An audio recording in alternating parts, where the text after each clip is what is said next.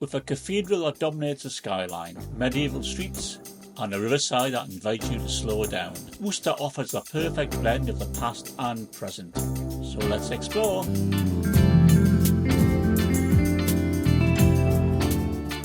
We'll start on the High Street, where you'll find your regular brands as well as independents.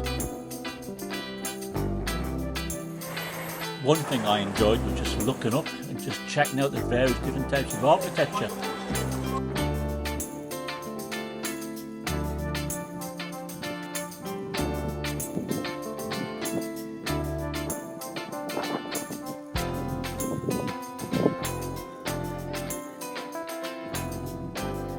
What I appreciated was the amount of benches there was, ideal for wanting to take a break from your retail therapy.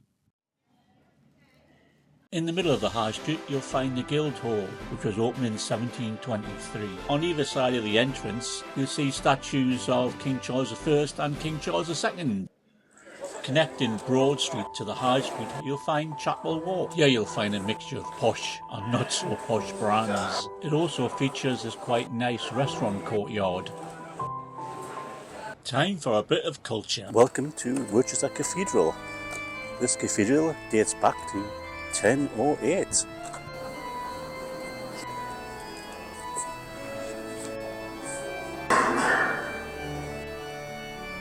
You'll find Worcester Cathedral is the burial place of King John and also Prince Arthur, who was Henry VIII's elder brother. If you're here a weekend, you can go up into the tower. This charming street next to the cathedral holds a special plaque. Behind me you'll find the house of Sir Edward Elgar, the composer of Land and Hope and Glory. And look, there's the man himself, Sir Edward Elgar. Over to the cathedral you'll find Cathedral Square. Here you'll find a lot of chain restaurants. You'll also find a Travelodge, which is actually where I stayed at last night. Here's a quick peek of the room I had. This is Elgar Tower, entrance to College Green. Let's head through.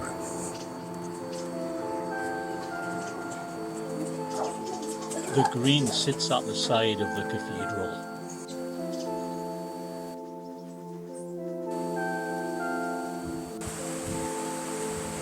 Let's have a wander along the river.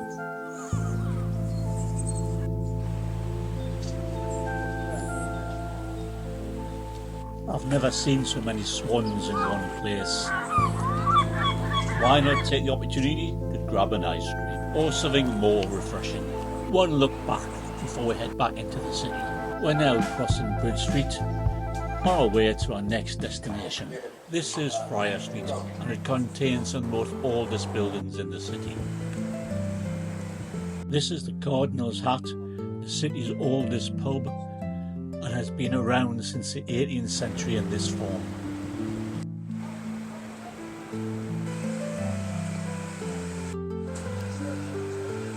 This is the Tudor House Museum. Though it's only open Wednesdays to Saturdays, and today's Tuesday, so bad luck me. These almshouses behind me are on the site of what was the city's jail. You'll find various restaurants and independent shops along the street.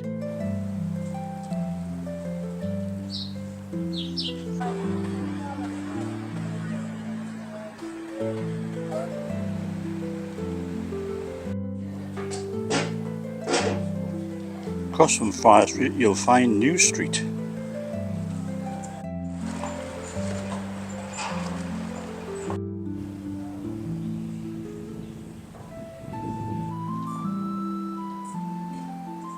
Off on New Street you'll find the gallery. A bit like the Mary Celestin here, guys. Everything seems to be closed, bizarrely. It's a Tuesday afternoon and nothing in this little arcade is open.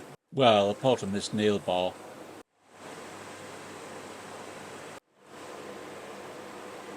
Heading across from the Shambles you'll find Reindeer Court. Let's head on in. It's a Grade 2 listed building. Originally it was a shop and a stable, though it expanded over the centuries. Now it's full of independent and locally owned businesses.